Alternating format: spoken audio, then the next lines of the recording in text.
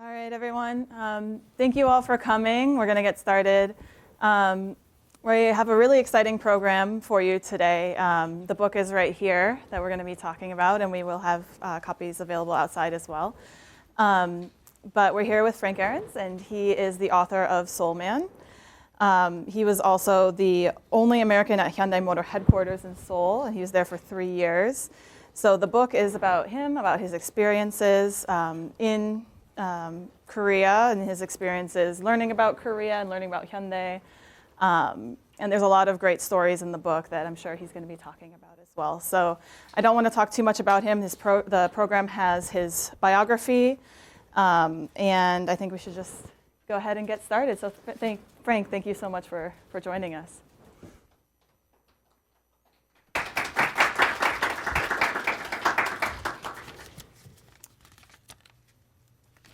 Well, thank you so much for coming. Thanks to you guys for having me. I really appreciate it. This is one place I really looked forward to speaking to about the book. The book has been out for a couple of months now, and it's really important for me to try to keep it going. And so I really appreciate the reception, and I appreciate your interest in it. So thank you very much.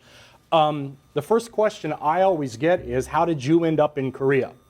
And that question usually comes from people who know me the best, because they thought there would be no chance I would ever end up in Korea, or in fact anywhere outside of America. Before I moved to Korea, I had only ever lived 2 places in my life: in West Virginia, where I was born, and here in Washington. And I have been a reporter for 18 years at the Washington Post, covering everything from the financial crisis, 2008 to 2010, to the media industry, and it was great. I was very happy, I thought, and comfortable in my life here as a bachelor journalist in Washington, D.C. Sort of felt like I had the world at my fingertips, and that was going to be my plan. But then a couple things happened. First off, the newspaper industry started going like this. And I, as part of my job at the Washington Post, covered the newspaper industry and covered the Washington Post company as well, my employer. And so it was my job to look at the quarterly earnings reports. And every 3 months, I'd see the reports: decline in circulation, decline in advertising, circulation, advertising. When I was at the Post in 1992, I think we sold more than 800,000 newspapers every day. By the time that I left in 2010, it was down to less than 400,000 a day. Now, there had been a rise in internet viewing, but internet revenue is not the same as newspaper revenue. And we started having these things called early retirements, or better known in the corporate world as a buyout. And that's when you try to reduce your employee headcount by asking typically older, longer tenured, higher salaried employees to take a big lump of cash and go away. To try to reduce the cost. And so I had to cover those, because I covered the Washington Post as a reporter. And so we had our first wave of buyouts for people who were 54 and older. Then we had another wave a few months later who were 50 and older. And then pretty soon they just dropped the age requirement. Anybody who wanted the cash to leave was ready to go. And so I looked at my situation as, at that time, 40-something newspaper reporter, and I could see the writing on the wall, and I knew pretty soon that I was going to get a tap on the shoulder saying, "Hey, Frank, would you consider taking a buyout?" And then I'd have some cash, but then I'd be a middle-aged reporter, and what are my prospects in a declining industry? So I started looking for a plan B, and for me, it made sense to look into corporate communications, public relations. It's a normal transition for a number of reporters. You're still using your skills of reporting and storytelling. It's just now you're an advocate. Whereas working at a newspaper as a journalist, you try to play it down the middle. You try not to be an advocate for anything except the truth. But over here now, you're an advocate for a company or an organization. And I felt that if I found a good place that I believed in, I could advocate comfortably for them, and started looking around. Well then, love fell into my lap, which I wasn't expecting. In 2008, a woman named Rebecca Davis came to the Washington Post, and she was working in our foreign section, running our foreign bureaus for the Washington Post. And I would like to say that the first chance I had to say something nice to her, to strike up a conversation, which was in an elevator ride with just the two of us, I'd like to say I was real smooth and was able to do it. I froze.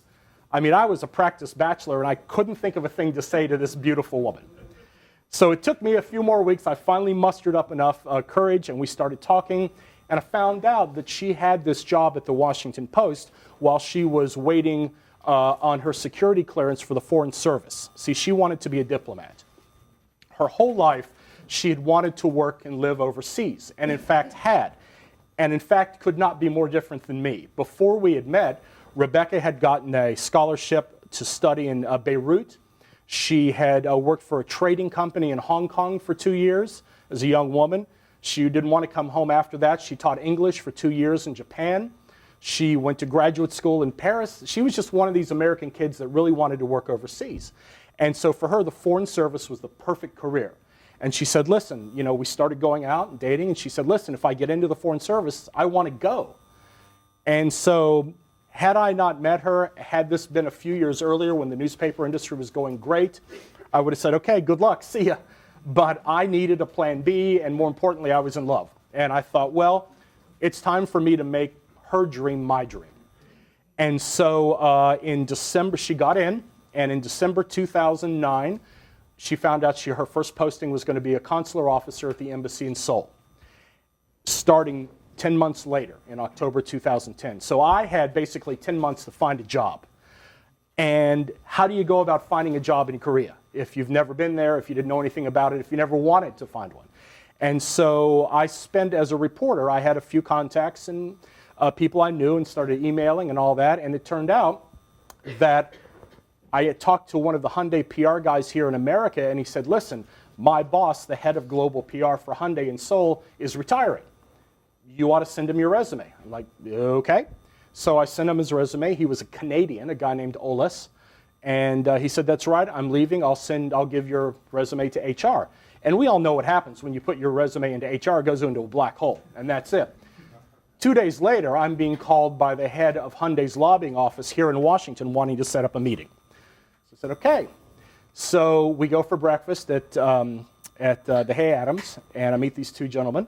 And I think that they already, back at headquarters, they already have somebody ready to move up to be head of global PR, and maybe I could have a shot at like a middle job there. Well, about 5 minutes into the conversation, I find out I'm applying for the top job. This despite never having been in PR before, never having been a manager before. I was a journalist, and you know, journalists are independent contractors. They are anarchists, basically. So I said, yeah, I can do this.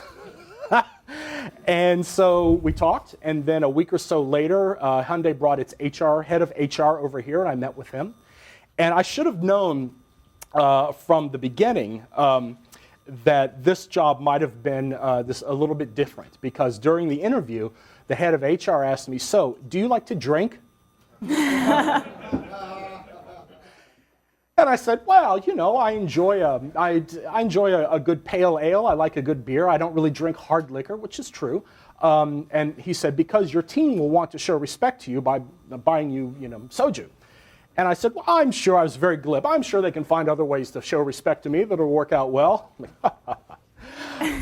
And then, so that happened, and then they flew me over to Korea, and I met with E.S. Chung, who's the vice chairman of Hyundai Motor and the son of the current chairman and the grandson of the founder, and who sometime, you know, 5 minutes or 5 years from now will be running the company himself, and a former president. And we sat down and we talked, and E.S. Chung really impressed me. He had gone to graduate school here in the U.S. He worked on Wall Street for a while. His English was great, unlike his father, who doesn't really speak English. And one of the first things he said to me was, he said, so I see at the Washington Post you have a Twitter feed with about 2,000 followers. How did you establish that? And I said, well, Mr. Vice Chairman, it's actually about 3,000 now.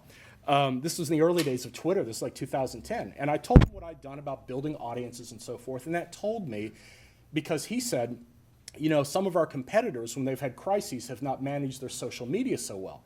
I thought, well, this is a level of sophistication I really wasn't expecting in terms of social media and all that. And it told me what he wanted out of the job. But the second thing that struck me as curious about this was, I never met the man who was going to be my boss during this whole trip. So I come back, they offer me the job, and I tell my wife, Rebecca, and she said, this is amazing, because usually the husband or wife of a foreign service officer doesn't get a job like this in the country they go to. Usually you end up in the embassy mailroom if you're lucky, right? So we thought this was a real blessing from God. We felt very thankful. And so in October 2010, we went to, on a Thursday, we arrived in Seoul. Rebecca went to work at the embassy on Friday, and I went to work at Hyundai Motor on Monday morning. And what was it like? Well, if I may, let me just read you a short passage from my book about them. On my first morning of work at Hyundai, a little after 7 a.m. on a Monday in early October 2010, I walked into the brightly lit, marbled, multi-story atrium of the headquarters lobby. With gleaming new Hyundai and Kia models on raised stands all around me, I stood there mystified, entranced, overwhelmed. The lone Caucasian standing stock still as hundreds of Koreans streamed around me like an endless school of fish flowing past a rock stuck in a stream. A young Korean colleague noticed my profound sense of lostness and came over to help. He knew what I was thinking, laughed, and said in lightly accented English, "Too many Koreans." If you're new to almost anywhere in Asia, as I was, nothing prepares you for the crushing multitude of bodies seemingly packed into every available space. The Koreans seemed to thrive on this closeness. One of the first things I noticed in my new country was how physically intimate Koreans are with friends of the same sex. Walking through the lobby of the first day, I saw several pairs of women walking arm in arm. It is common to see a young salaryman walking with an arm slung around the shoulder of his male friend in a way that looks antique, almost like Huck Finn to us here in America. We Americans, on the other hand, like our personal space, even with the closest of friends. Koreans seemed at home in crowds and comfortable with being up close. This was going to take some getting used to. Part of the power of Seoul's density comes from its monolithic population. Everyone in Korea, of course, does not look alike, and you learn to see that the longer you live there, but they look alike enough for a newcomer like me that it creates an overwhelming feeling of being the only other in a sea of sameness. I wasn't just the only American in the Hyundai lobby on my first morning. I was the only American at Hyundai headquarters, full stop. Of the few thousand employees who work there, fewer than a dozen were foreigners. So I already stood out. And at 6'2", white, and extra large, even more so. So that was how it started. So what was my job like? So I ran a team of 8 to 12 people over the course of my 3 years there, which was Hyundai's global PR team. And our job, we were in charge of Hyundai's PR for the whole world except Korea. There was a domestic PR operation that spoke in Korean language to the domestic operation. And by the way, Hyundai sells about 600,000 cars a year in the US and sells about 4.5 million around the rest of the world. The domestic PR team was 5 times the size of my team. And this was a good example of how Hyundai was working on trying to move from being a Korean company to being an international company. My predecessor, the Canadian, his predecessor was a Brit. And it was common in many companies and many foreign companies to hire a white face, to be the white face of the company to the outside world to show how international you are. Flash forward, when I left 3 years later and I told Vice Chairman E.S. Chung that I was leaving, he asked me for some suggestions for my successor. And I said, whatever you do, don't hire another me. Hyundai is international enough, it doesn't need a white face to show how international it is. Hire somebody who is fluently multilingual in Korean and English. That will show. You hire a Korean who is fluent in both languages. That will show the world how international you are. So I arrive. I have a team of 8 to 10 people. I think it's 8 when I began. I had a team leader, of course. His name was his American name in the book. Just FYI in the book. People, public figures like E.S. Chung and so forth, I've used their real names in the book. All the other characters in the book are real. They're real people, but I've given them pseudonyms because they're not public figures and they didn't ask to be in a memoir. And so I wanted to give them some protection. My team leader, Ben, was about my age.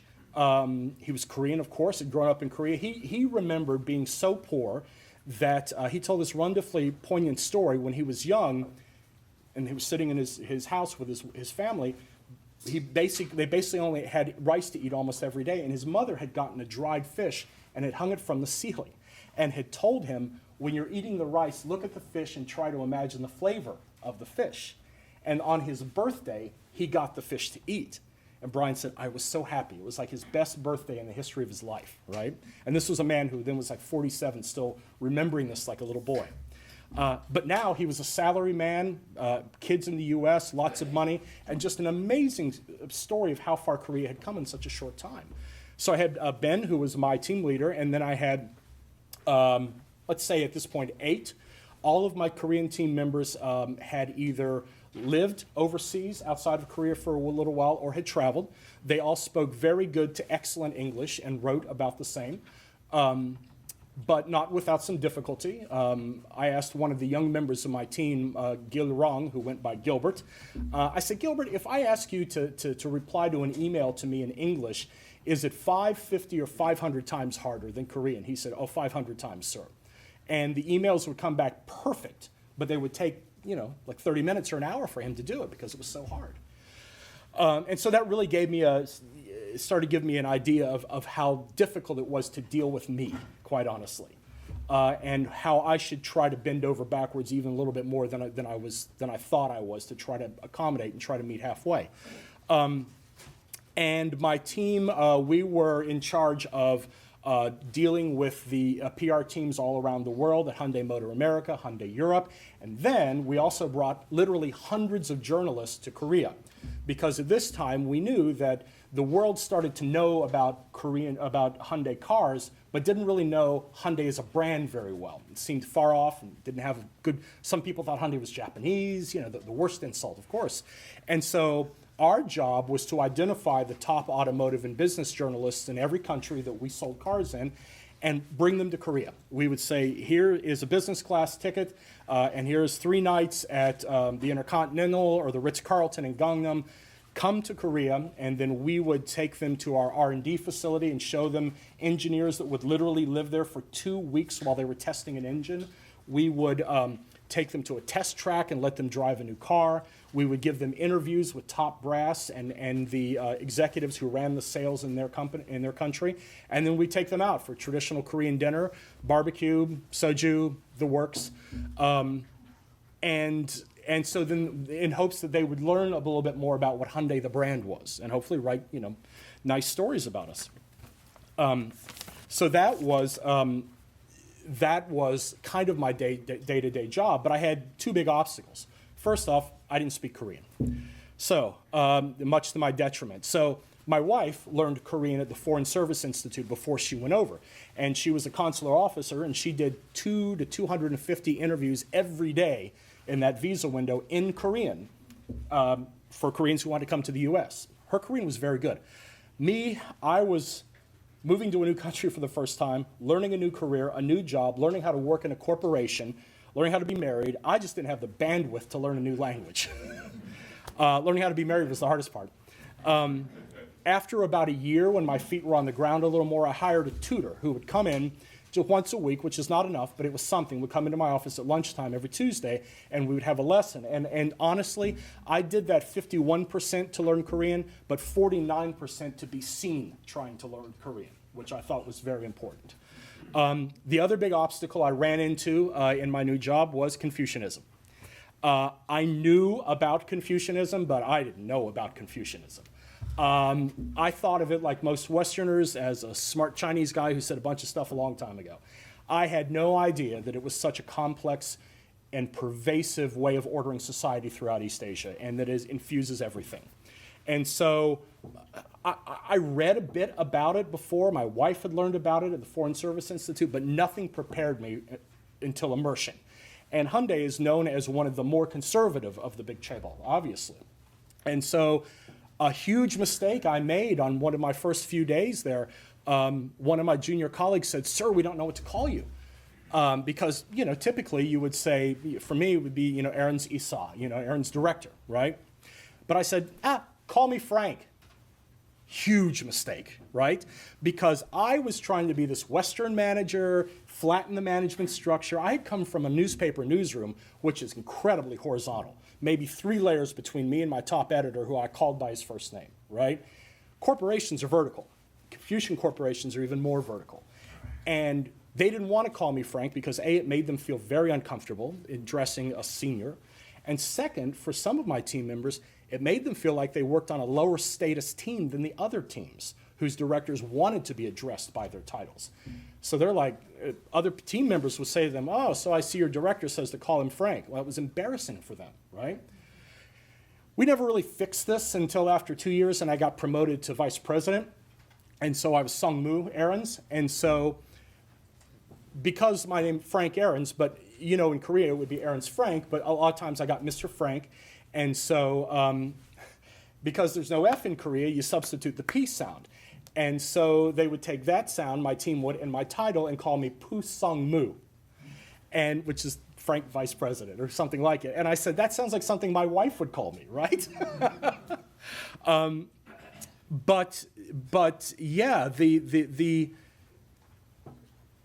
I was not just ready for a corporate society, I was not ready for a Confucian corporate society. And so I had to learn, and I learned in a hard way, in a way that bent some noses out of shape. That's in the book. You can read the stories in there. I was alerted a few months after we were there that we were going to have a Saturday morning team building exercise. It was a mountain climb. We had to meet at a mountain near Hyundai headquarters at 7 a.m. for a team building exercise. So, okay, I'm a journalist, right? And I will tell you, if your editor tells everyone in the newsroom, hey, we're going to meet for a team building exercise Saturday morning, reporters would immediately start tweeting this and making huge fun of it. The newspaper would have to cancel it, and there'd be huge embarrassment, right? At Hyundai, you just show up. And the truth of it is, if you work for Intel here in the US and there's a team building activity, you go to it. This is corporate life. But it was something I didn't understand. And so I show up there 7 o'clock Saturday morning. I'm wearing my, I think, mountain climbing clothes. I'm wearing a pair of cargo shorts and my West Virginia University sweatshirt. All the Koreans are dressed like they are going to climb Kilimanjaro. I mean, state-of-the-art outdoor wear, the spandex, the hats, the walking sticks. These guys look great. It's a trail up a hill, right? And so we all go off, not before doing calisthenics ahead of time, being shouted to us through a bullhorn, right? That's a parody of what I grew up with here in the US, old Soviet style. And I'm like, this can't be real. And it was a disrespect and a lack of knowledge I didn't have. And so I had a bad attitude. And then we go up the hill, and I am overweight and out of shape, and I'm griping. And I'm literally, there's like 300 of us doing this hike. I am literally the last guy up the hill, right? What a metaphor I am. You know, the overweight, complaining American, right, who won't be part of the team.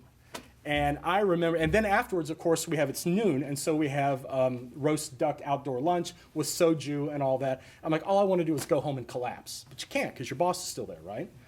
And so after that, that was a turning point for me. I said, something has to change in me.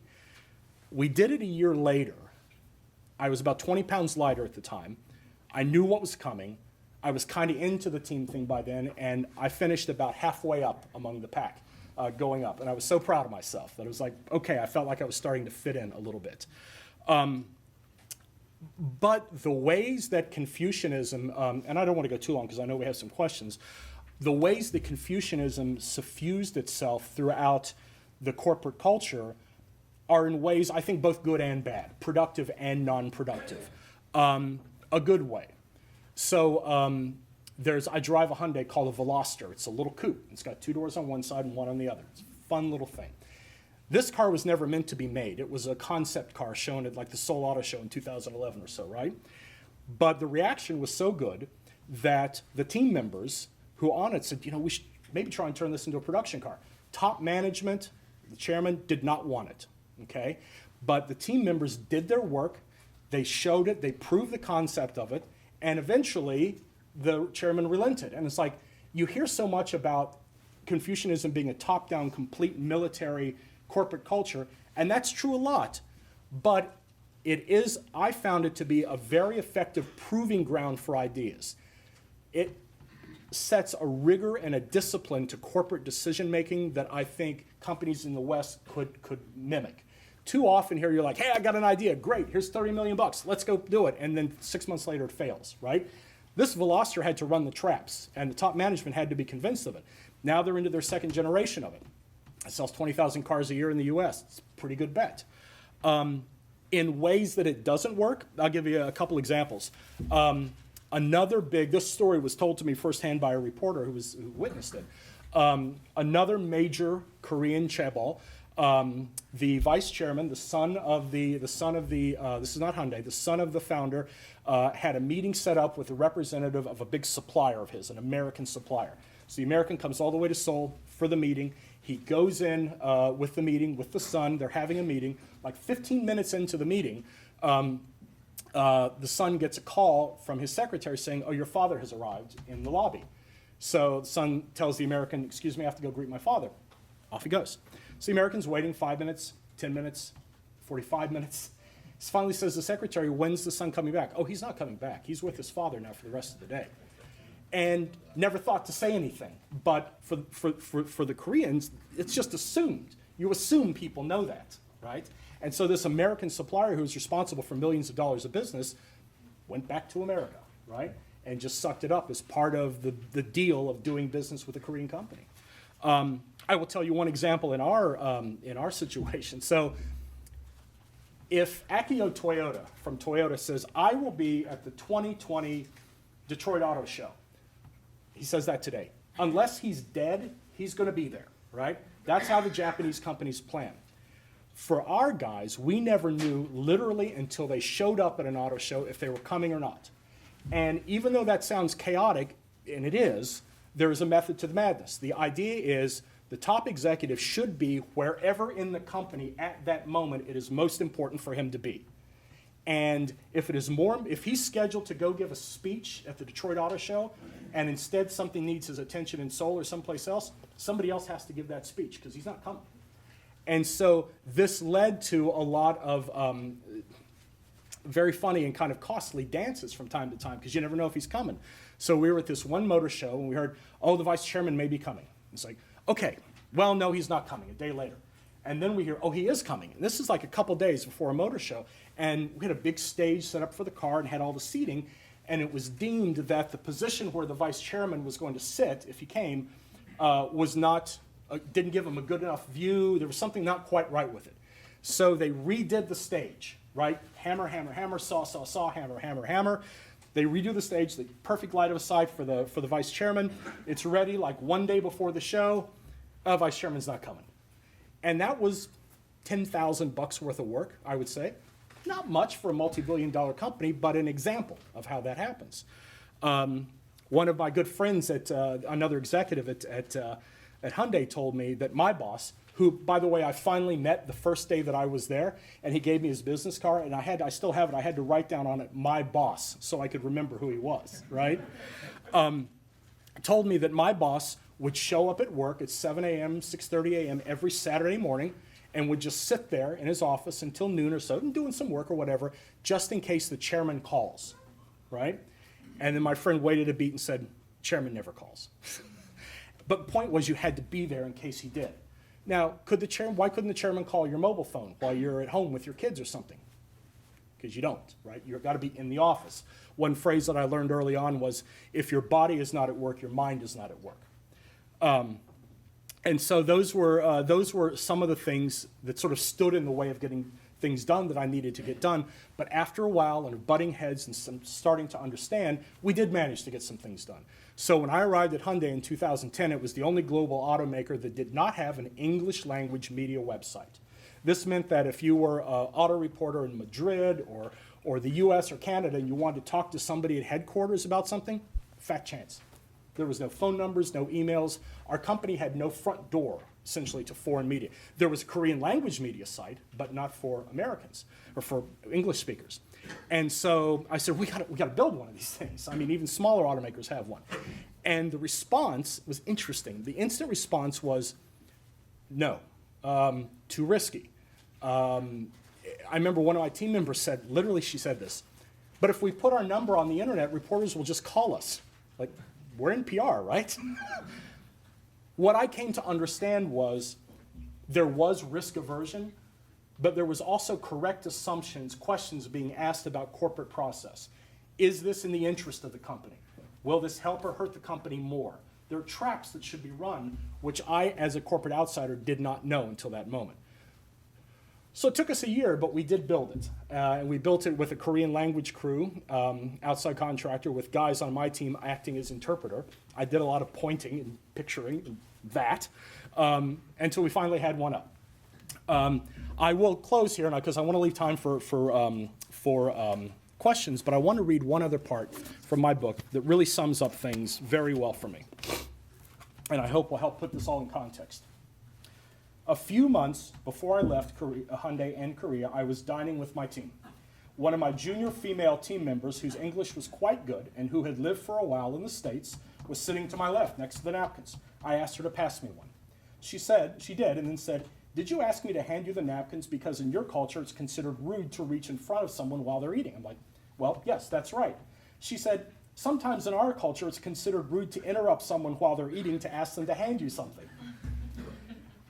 That is why Koreans had been stabbing their hands in front of me at meals for the past 3 years. But there it was, finally explained to me in a way that even I could understand. Each culture, Korean and American, Eastern and Western, had been behaving in a way it believed to be polite, only to actually be behaving in the rudest way possible to the other culture. It was a small example of what I came to realize was the larger truth. Korean and American, East and West, have entirely different ways of looking at and understanding the meaning of the same thing. And although each side probably believes its intent is clear to the other side, oftentimes it could not be more opaque. I came to explain it this way. If you set a glass on a table between an American and a Korean, they will both see a glass, but it will mean very different things to them. To the American, the glass will mean thing that will soon provide me with a refreshing beverage. To the Korean, the glass will mean thing that I must fill and serve to my seniors to show my respect for them. And as I said, I wish that dinner had happened 1 week after I came to Korea instead of like 2 weeks before I left Korea. And if it had, things would have got a lot easier, not only for me, but for everyone around me. So thank you very much, and I'm ready to entertain any questions. I will shamelessly point out, some of you have already bought the book. It is for sale outside. Please buy it. My 2 children, thank you.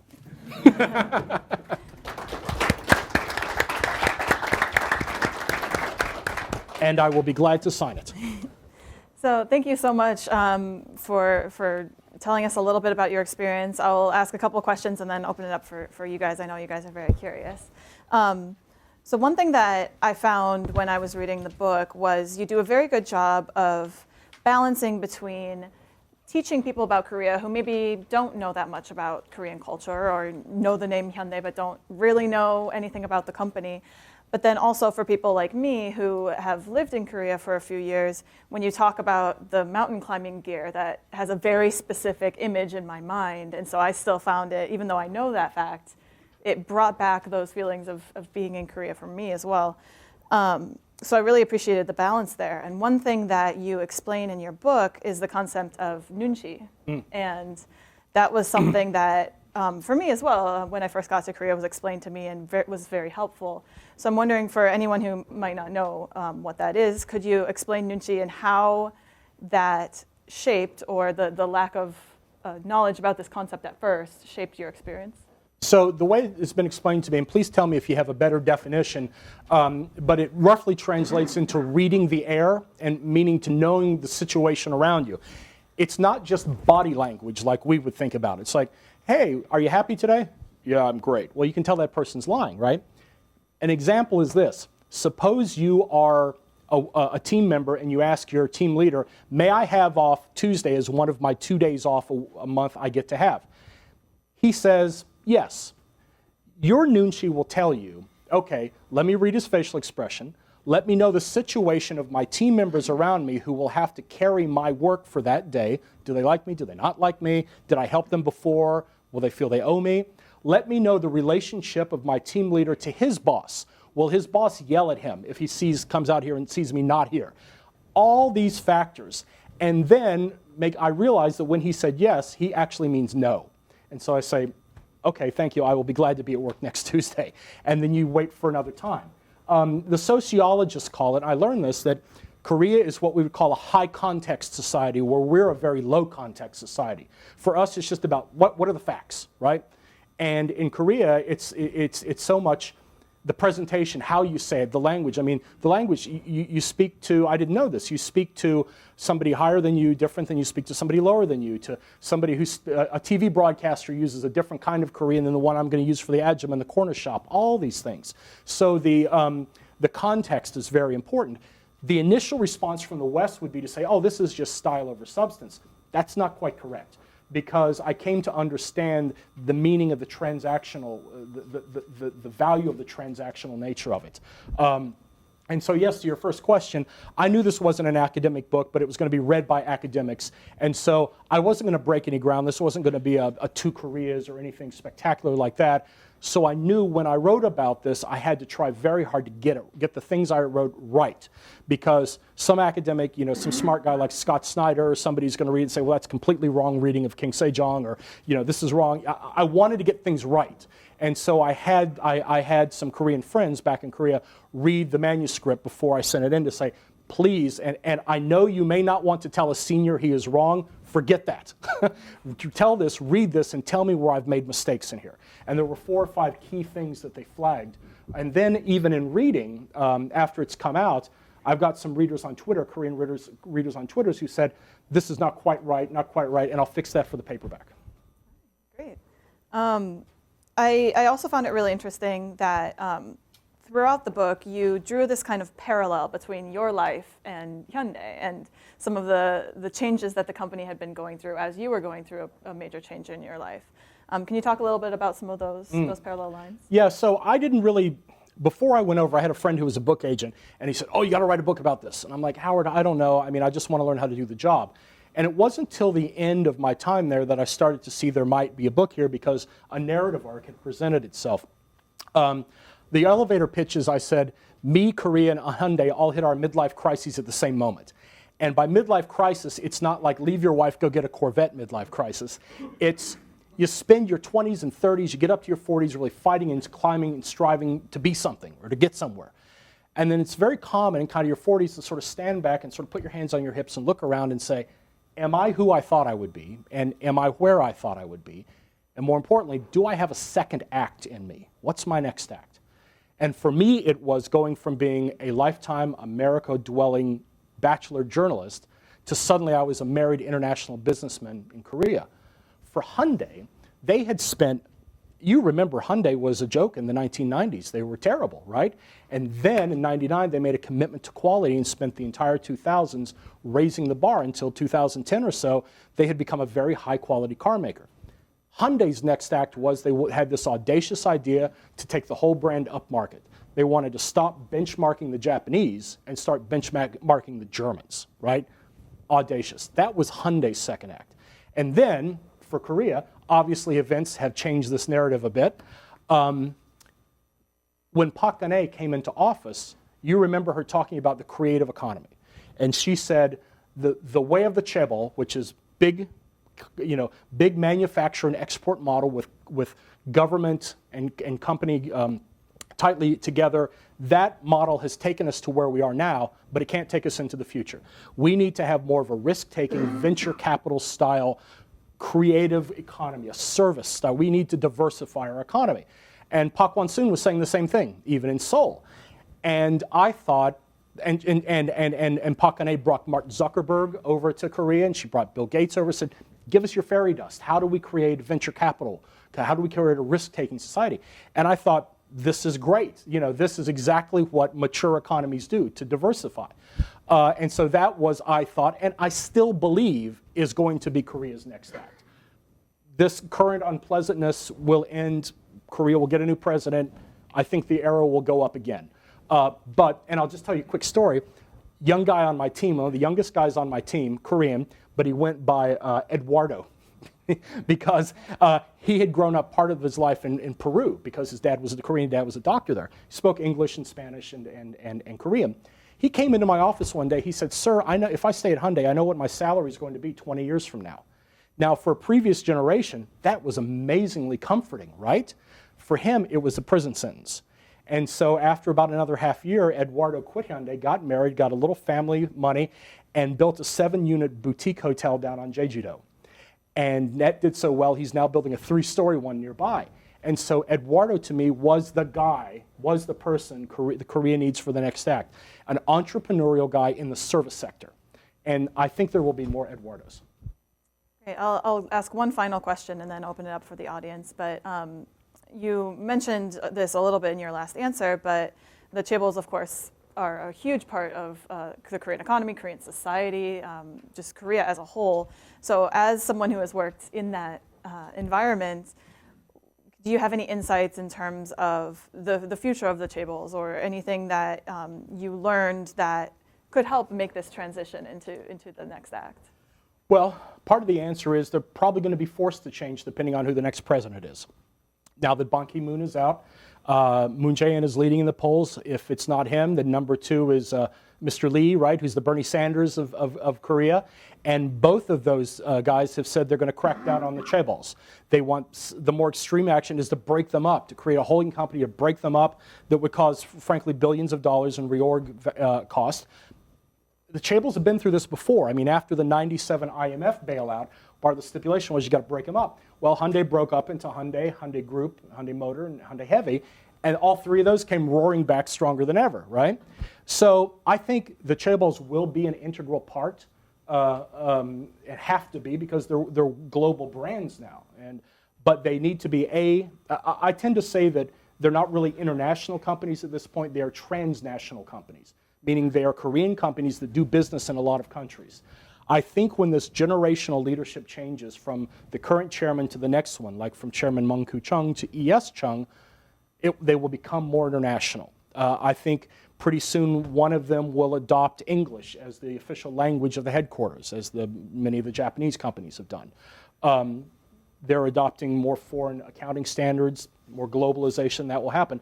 But there is going to be a rough period for them for the next presidency, because I don't see a conservative candidate coming in, and the liberal candidates, there's a populist wave coming around the globe, and the connection with the chaebols and the Park Geun-hye scandal is like this, and so there's going to be some pain for them. Okay, great. Does anyone have any questions they'd like to ask? Yes. Sorry. There's a mic. Hold on. He'll bring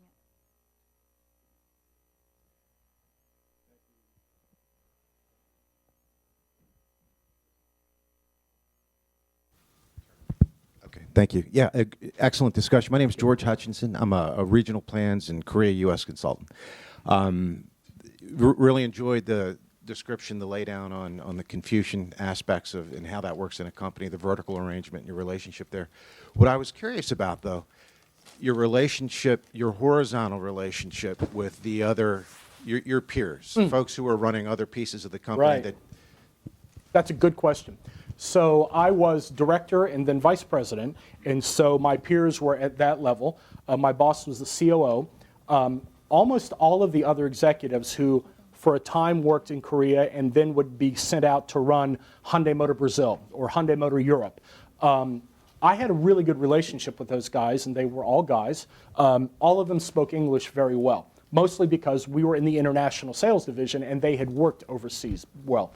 They also had a more global and somewhat, they had to stride the two worlds a little, it was difficult for them. So they would go to Hyundai Motor Brazil, and they would have Brazilian employees and they would have Korean employees, and they had to manage differently for both groups. So it was a tough job for them. But some of those guys, and they're in the book, saved me, literally saved me, especially during my first 6 months there, to teach me how to do an effective PowerPoint to try to sell something to my boss. This is going to be hard for you to believe. I worked in journalism for many, many years. I had never used Microsoft Office. No Outlook, no PowerPoint, no Excel. Newspapers create their own custom content management systems. 1 billion people on the planet use Microsoft Office. It's the beating heart of business, and that just goes to show you how unprepared I was in many ways for this. And how to do an effective PowerPoint to try to sell something that you want your team to do. So those guys were incredibly helpful. And then I had an ally. At the time, we had, Kia had one female executive. She was in marketing. She was head of marketing for Kia. She was interesting. She had actually spent more time growing up overseas than in Korea. Her father was a Korean diplomat, and her best language was French. Korean was her second best language. And so we were both outsiders in many ways. And so we hit it off like this immediately. She had a language advantage that I didn't have at headquarters, but I had a gender advantage that she didn't have. And she faced a lot of upstream problems. Right before I left, Hyundai hired its first female executive. She was a director in marketing, I think, for us. It's very, very difficult for women to climb through the ranks at the big chaebol, partly because of childcare obligations. I mean, we all know how competitive children's education is in Korea, and the duty of that falls squarely on the wives, right? And that means getting them to the schools, then getting them to the Hagwons, then picking them up at the Hagwons, and still being expected to work 12 hours a day at Hyundai or Samsung.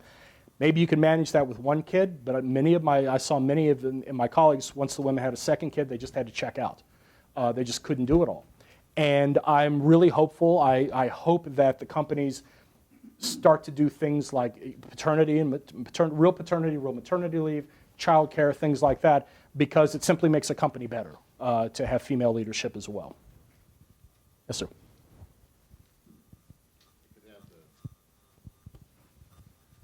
Thank you. I'm an FSO, retired, so. Very good. But I was wondering, maybe the chaebols have something to sort of say to the American corporate world, and my example would be what's happened to GE with nuclear and jet engines and other things. They've moved quite a ways from what I would have thought of in 1950 as a kind of Samsung. So maybe that the chaebols might have give an opening to real corporate reorganization, almost a kind of mutation. Well, you know, it's interesting. So, you know, before the IMF crisis, the chaebols were in every business, right? And it would be like, if Hyundai started a car company, Samsung would start a car company. It was based on this sort of one-upsmanship where overall revenue was the goal, but not necessarily profit. Now, after the IMF crisis and there was a breakup, some well-needed discipline was applied. Hyundai Motor is still largely in the auto company, but it has a resort. You know, it has a couple other things that aren't strictly related to autos. It's interesting, you know, it's funny, I read this book on Apple, came out a couple of years ago, and I was shocked by the parallels between Apple and the chaebols, right? Strong, charismatic, top leader who, under Steve Jobs, who what he said went. That was it, right? Teams working in relative isolation from each other, not necessarily knowing what was going on. An intense commitment to product and to marketing and to making the product as well as it can. Insane working hours. And then the Korean companies are vertically integrated, right? And so that means Hyundai Motor can tell Hyundai Steel or strongly request Hyundai Steel, we need this price for this kind of steel. Apple was so powerful, it could act like that to its suppliers. So when the new iPhone is going to be assembled at Foxconn in China, and Steve Jobs suddenly realizes it's the wrong screen, and here comes some new ones, the Foxconn manager gets 15,000 workers up out of bed, feeds them, and they're assembling the phone the next day, right? And so the parallels are quite interesting. In the past, the big chaebols, if there was like, say, a small startup that showed some promise or this or that, they'd buy them and pull them inside. And in some ways, that helps infuse some creative DNA into the company, but can also kill ideas. And so that's why I'm hopeful that the government and the private sector and some private finance can make a more varied ecosystem of the economy in the coming years in Korea. And there's room for the big companies and the small and medium-sized ones as well. You call, I'm sorry, you charge from you. Hi, I'm an FSO in pre-retirement. I'm interested, you've talked a lot about the impressions you had. What do you feel like your the mark you left on Hyundai was? Oh boy, the mind reels with answers. Well, I will tell you, after about 6 months, my team leader very helpfully came to me and said, you know, there is a rumor going around you're quitting and going back to America. And I'm like, you know what, just for that, you're stuck with me for my contract. So I want to be realistic, and I want to be modest about this, and I want to be realistic. I would say that there are still some people who didn't like what I did. Here's what's interesting. The top level, the vice chairman, my president, gave me good marks. They promoted me. They liked all that. The younger members of my team really liked what we were doing. It was like the deputy general manager level that saw what I was trying to do, perhaps correctly, as a threat, right? And as asking them to do things that might be sticking their neck out and could cost them their job for life. Now, it's hard to get fired unless, once you're an executive, you can be gone tomorrow. It's like you'll come in, you'll say, where's Mr. Kim? Oh, Mr. Kim went home. We all know what that means, right? But if you're still working level, it's very hard to get fired, but you can get reassigned to a lesser team. You can be sent to an affiliate, right? And so, you know, there was a phrase, nobody ever got fired at Hyundai for not doing a thing. And there were things I was trying to get done. And I would say that there's probably still a couple people on my former team, it's turned over largely, who still rue the day that I arrived at Hyundai. Though I will say, the projects, the two big projects that we established continue. The English language website, which they saw the value of, and then my team leader captained a refresh of it after a year to make it even better. So proud of that. And then I hired an English editor. One morning I was looking at my Wall Street Journal broadsheet, and there was a big ad for a Hyundai Tucson in there, and it was about residual value. And the headline said, years doesn't diminish the value of a Hyundai. And as a former reporter, my head exploded, right? And I said, we got to fix this, right? And my team leader said, just tell the person whose team that came from. I'm like, that's not the point. We have to prevent this from happening again. This doesn't happen to Nissan. This doesn't happen to Toyota. This doesn't happen at a mature company. And so I pushed through, strong-armed, I should have done it better in retrospect, hiring an editor on our team who would be a filter through whom the English language content would flow. For our team initially, and I couldn't force any other team to use her, but then they started using her. See, we had product manuals that were in American English and British English. And okay, if we're selling cars in India, they should be in British English. But these should not be going to America, right? And so I would say that's kind of the double answer to it, is that I think I did bend some noses out of shape. In my first year, I worked very hard over my next 2 years to try to understand and soothe some of that. And then I think we left the things that my team did, left some lasting improvements. But I honestly think my biggest contribution was telling my boss not to hire another white guy, quite honestly.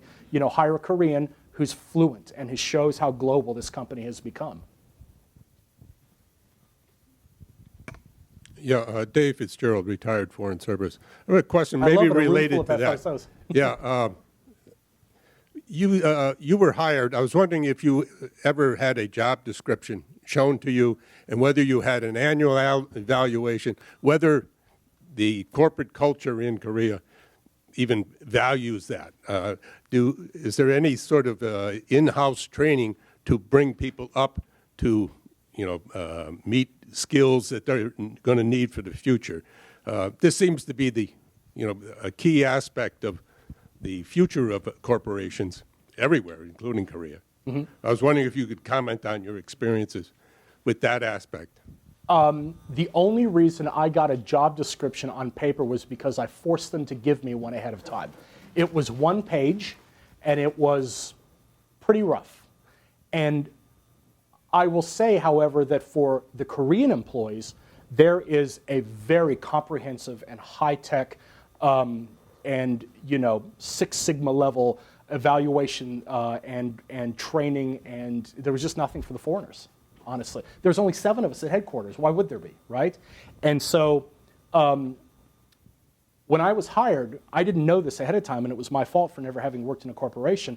I didn't have evaluation authority for my team for the first 2 years that I was there. If you looked at sort of the org chart, there was my team leader, there was my boss, and I was over here, right? I wasn't here. So when it came time at the end of my 2 years to think about renewing for another 2 years, my wife was already going to be posted in Jakarta. My job turned out to be better than we thought it was going to be, so we said, well, let's try it. We'll try the 2-career jet-setting, sort of lifestyle. Flash to the end, it didn't work. I mean, we're still together. That didn't work. But I told my boss, I said, if I'm going to be renewed, it's funny, I was good at PowerPoints now, right? So I went in with my PowerPoint saying, I want to be promoted to vice chairman. I want this much money. Most importantly, I want evaluation authority. I've got to be a real executive, and the head of HR is nodding, and I was like, And at the end of it, he's like, okay. And I said, I'm thinking to myself, master negotiator. And he said, the vice chairman already approved your promotion to vice president. I'm like, so much for my skills. But I did get evaluation authority. And I was the only non-Korean, the only foreigner at headquarters. In fact, I'm pretty sure I was the only foreigner company-wide that evaluated Koreans. So like at Hyundai Motor America, you have, Americans, you have the Americans, and then you have the Korean employees, right? And the Korean executive coordinator evaluates the Koreans, right? Now there's some cross, but that's how it goes. So I evaluated my team leader and my two deputy general managers, and then they evaluated down, and it was like, fill it. It was just like an evaluation here. It looks just like it, except it was in Korean, so my team leader had to help me. And so yes, for the Koreans, yes. For the Westerners, no. I've been gone 3 years. I don't know what it would be like if I went back there now. I would say HR wanted very much to move in a more global way. It's just hard to recruit foreigners to a place that is 99.9% Korean, or 99% anything that is not you, right? And it's kind of like you can't bring in just one more foreigner. You have to bring in 100 or something, right? There has to be a team to really impact the change.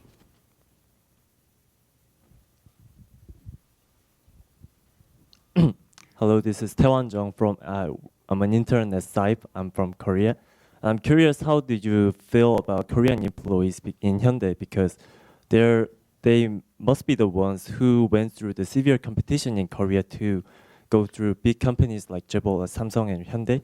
So in your perspective, because you mentioned Confucianism and the difference of culture, so I'm curious, were they very brilliant and smart as you expected? Like in Americans or other perspective? Yeah. No, they're top level. I mean, it's Hyundai and Samsung and LG are filled with graduates from the Sky universities, right? But the thing that struck me was, so the big companies have 2 big hirings per year, right? And they hire like 1,000 here and 1,000 here, and they all go into the entry-level jobs. And our HR told me that they get about 70% of those kids into the jobs they want. Like somebody says, I want to work in engineering, they get in engineering. 30% don't, because it's just too many numbers, right? So on my team, I had a mechanical engineer who wanted to work at R&D, but there wasn't a job for him, but he spoke pretty good English, so he came to work on global PR. I had a Finnish language major. She had studied Finnish language at, I think it was Seoul National, because it was so important for her to get the Seoul National degree. She didn't care what she got it in, right? She didn't really care about Finnish language. She just wanted that degree, and that degree helped her get into Hyundai. That being said, she was a Korean who got a degree in Finnish language and performed very well, so she's smart, right? The quality overall, especially of the younger hires, was outstanding. And especially, like we had a Katusa on my team. You all know that the young men in Korea have compulsory military service, 20, 24 months, whatever it is. Some of the ones with the best language do their service with the U.S. Army, embedded. And he was Katusa, and he had lived in the U.S. for a year or so. That guy will be president of Hyundai Spain at someday when he gets older. He's really smart and really gets it, has a global vision. So yeah, I was impressed, I have to say. And I was impressed not just because they had followed the right spec and had done well on their exams and gotten into Seoul National. I was impressed because they were global consumers in a way that some of the older employees were not. And I don't want to say more Korean or less Korean, like that's a good or a bad thing, because it's not. But like young members of my team, they loved watching How I Met Your Mother on the internet, right? And the older members of my team, they'd never heard of it. They watch K-dramas and all that, right? So that's what I mean. It doesn't make you a better person because you watch How I Met Your Mother, but it shows you have a global appetite. Hi, thank you very much for the fascinating talk. Thank you. My first question is, so you mentioned that some of your colleagues at Hyundai gave you feedback on your manuscript, and you also got feedback from your Twitter followers about things that you might adjust in your paperback version. Could you tell us about some of those? Yeah, the one I had incorrectly used, and I'm going to pronounce it wrong, oni, right, meaning sister, big sister. Is it big sister only, or not, or younger sister as well? It's a term Right, and I had said it was for older or younger, right? So that was my mistake. This guy on Twitter read it, pointed out, I'll fix that in the paperback, things like that. I got some really good feedback from a buddy back in Korea on the time in South Korean history when it finally surpassed North Korea in terms of its economy, and how that's taught in school and how that's a big important year and so forth. And I didn't have correct percent. And I also, this was one very good thing. I was like, I don't get how a culture that is so incredibly competitive on every level is also apparently so conformist, right? Everyone's likes to have the latest this or that. How can those two things be the same? And he once told me, he said, "Sir, we compete to fit in."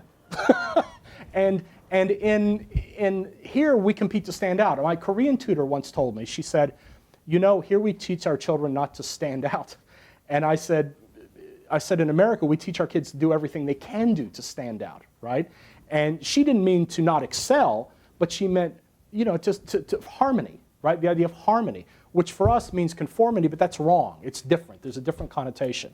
So he helped me a lot with that.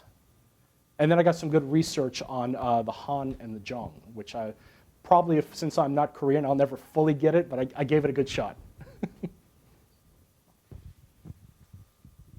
Yeah, thank you. For your for your Korean corporate counterparts, what was it like for them to want to go work overseas?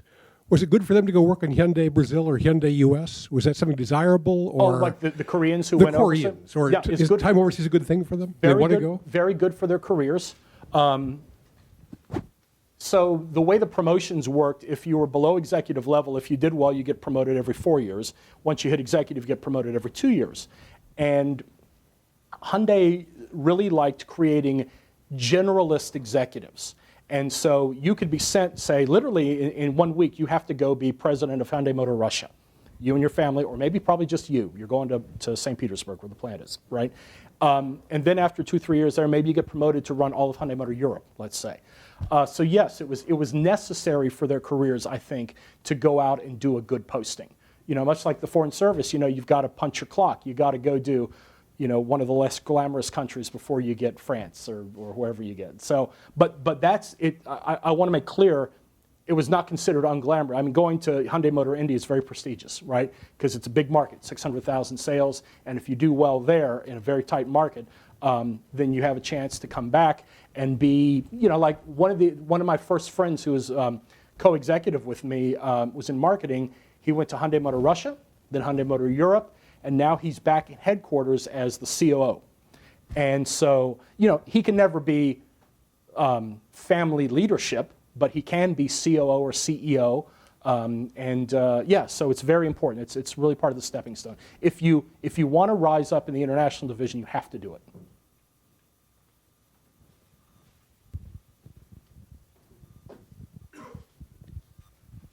Thank you for interesting story. And my name is Kwang Hyun Pyun, and I'm an intern at Korea Economic Institute here.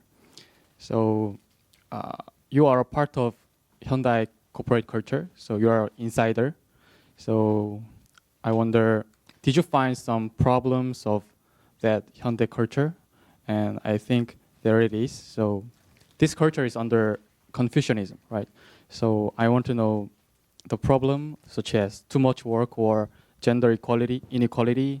So if there it is, are you doing something to solve the problem?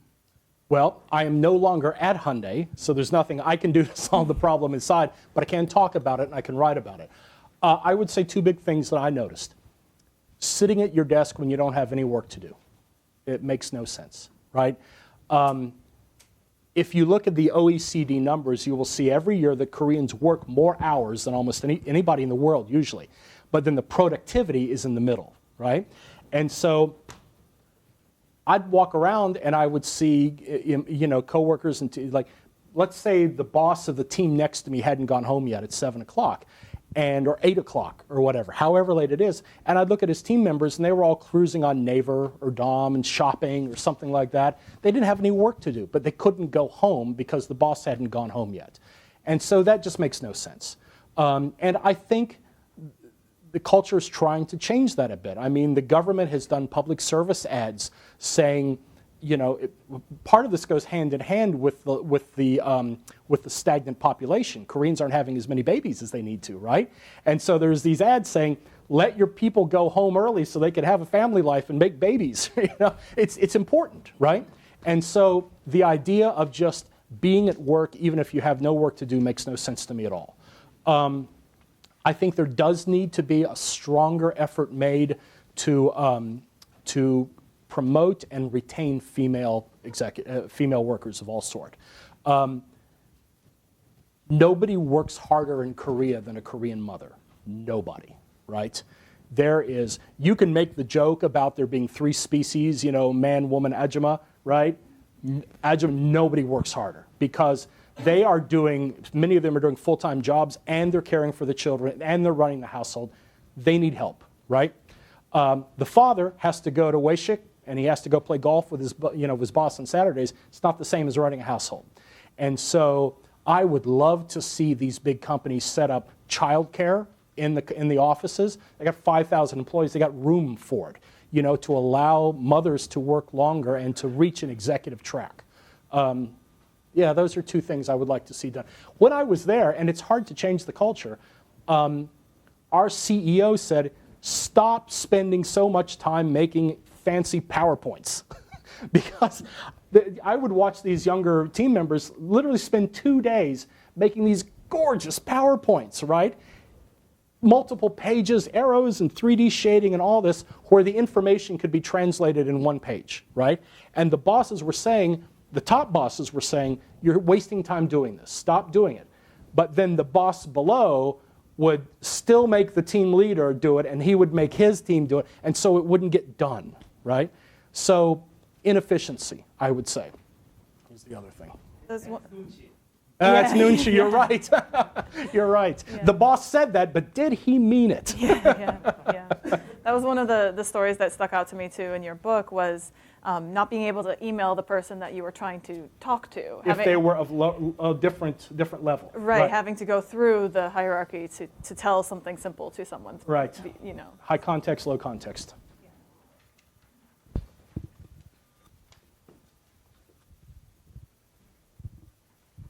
Hi, thank you for that discussion. I haven't read your book yet, but I do plan to. There's still time. I'll be right out there selling it.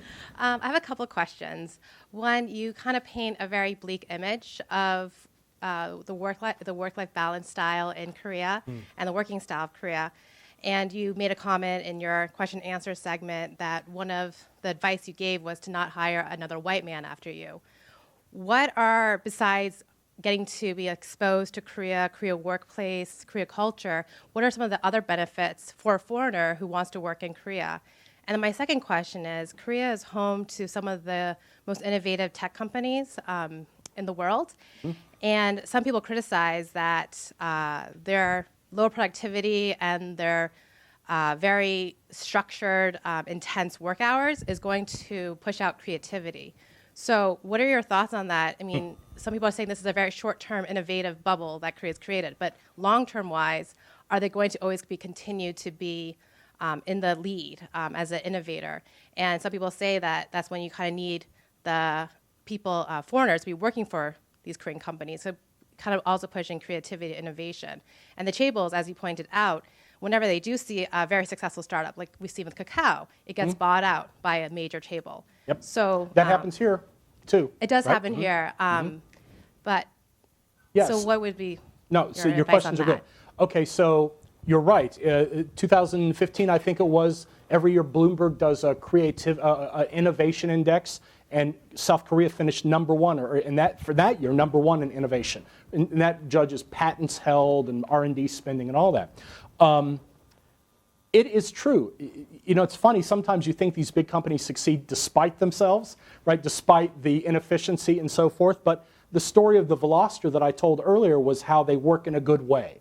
I think that going forward, I hope to see a broader ecosystem of innovation where a cacao can remain independent, right? If that's the best thing for consumers in cacao, or it gets bought by Samsung or SK or whoever buys it, if that's the right thing for them. I think that I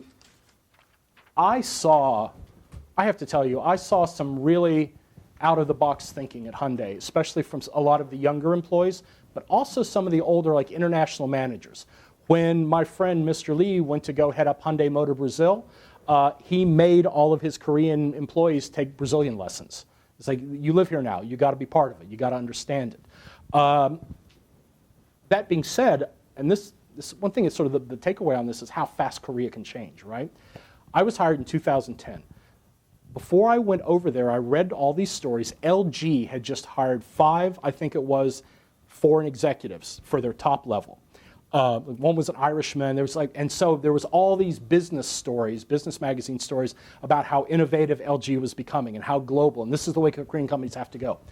Literally like 2 months after I got there, LG fired them all. The family ownership fired them all because they weren't Korean enough. Now, when I asked my team members, why do you think all those guys were fired? They said it was poor, they didn't communicate well. I'm sure that was true. I was having the same problems, right? But I think that was 2010, which is in many ways yesterday. When I told my boss, don't hire another white guy, I specifically meant in my job. You don't need to have a spokesman who's white just to show how international you are. Should there be more non-Koreans coming to headquarters? Absolutely, there should. Diversity is good for any business, right? It brings in, whether it's gender diversity or age diversity or political diversity or ethnic diversity, because it brings in all these different streams of ideas and ways of working. I think I was told when I was over there that Samsung had a Western business unit inside Samsung that works in sort of the Western way, and then they would bring their projects up to be, okay, that's a fine experiment, but it's still a ghetto, right? It's the one place that that's happening. That being said, if it works, maybe those processes can leach out. And I'm not saying the Western way of working is necessarily superior. These companies have succeeded by being Korean. I mean, they're world beaters, right? I think these companies will continue, will absorb the best of international practices and still maintain their Korean heritage. And so, I think despite the current political problems in Korea, despite a couple of years of flat earnings at Hyundai because they don't have enough SUVs to sell, I think the arrows for both long-term point up. And so that's why I'm bullish on them. Even though, you're right, even though it sounds like, and I'm giving you the highlights. You should read the book. You will see. It sounds like, there's, and I will say this too about the Weishik, even though I'm not the way I learned to deal with the Weishik was every time somebody did bottoms up, I would do a sip. Because I can't drink 10 shots of anything, right? And so, but I was participating and I was pouring and all that. And when you're around the Korean barbecue and everyone's having fun and teasing with each other, there is an undeniable team building and a warmth that carries over into the next day's work, along with the hangover. And there, I saw a value in that. I think we have time for one last question if anyone has one. Yes. Did you see any parallels in the Confucian Chaebol in China in its corporate structure? So, China was Hyundai's and still is their biggest market. 25% of all Hyundai sales are in China. There's 4 factories there. I went to motor shows in Beijing and Shanghai. I never was inside Hyundai Motor China, but it had to be a joint venture, right? As the way all foreign car companies have to be 50-50 joint venture. The best answer to this is to read an author named Tim Clissold, who wrote Mr. China and the China Rules. And so I read those books in preparation for writing mine, and the answer is yes, there are a lot of similarities. And culturally, the kind of Confucianism between China and Korea is much more similar than the kind of Confucianism that Japan has gotten. Because China and Korea, they both used it to establish the civil service system, where you take the civil service training and that sort of exam culture can, infuse the society. Japan, bluntly, sort of grossly speaking, in sort of generalization terms, took Confucianism and turned it into the shogunate and made it more militaristic, as opposed to civil service. So there's very close relationship between Chinese and Korean Confucianism. That being said, I'm no scholar. That's just my reading. Okay, great. I really want to thank everyone for coming today, and I want to thank Frank as well for sharing his insights. I will mention again, the books are for sale. I'll be out there at the table. And he said he's happy to sign them, so can we please give a warm round of applause for Frank? Thank you. Thank you very much.